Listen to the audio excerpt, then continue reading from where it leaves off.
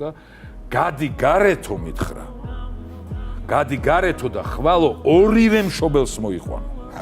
ორივე მშობლის მოყვანა ჩათვალე რომ შენოის კალი შეხვდა და ფუ შენ არ დამენახევ, აი დაბნელდა ქვეყნიერება დაბნელდა. ეს ნიშნავდა რომ ვერც სხვა სკოლაში ვერ გადავიდოდ, იმიტომ რომ მამაჩემი ცხონებული რომ მოსულიყო იქ ასლაბარაგო ჩავაგდებოდი ხელში იმასთან მასალებთან და გამოვედი გარე და როგორც მეფელირი მარტო ვარ, არაფერი არ ხდება ქვეყანას და გამახსენდა მე რომ ხმით ვბაძავდი ჩემს სამხალ იმას, რა ქვია, სასწავლო ნაწილის გამგეს გოჩა თაბაგარი არაჩვეულებრივი კაცი მივესალმომინდა აქედან, ასე ლაპარაკობდა ზუსტად.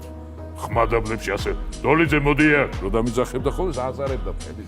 არა მეთქი რა გავაკეთო ახლა, რა ვქნა, შიგნით მთელი ამბები მიდის ამ კლასში და კართან დგავარ ესე საწყლად მოყუშული, მოკუნტული და დოლიძე რა ქინდა მან დავიძახე.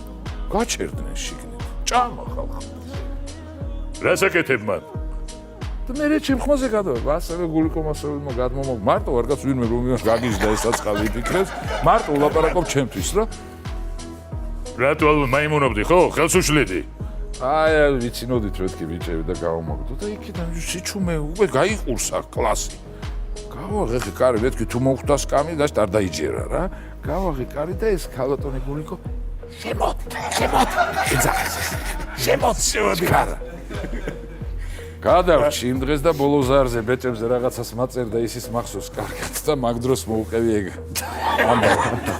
წერტილი ისე დაუსო საროჭკა გამოიწია.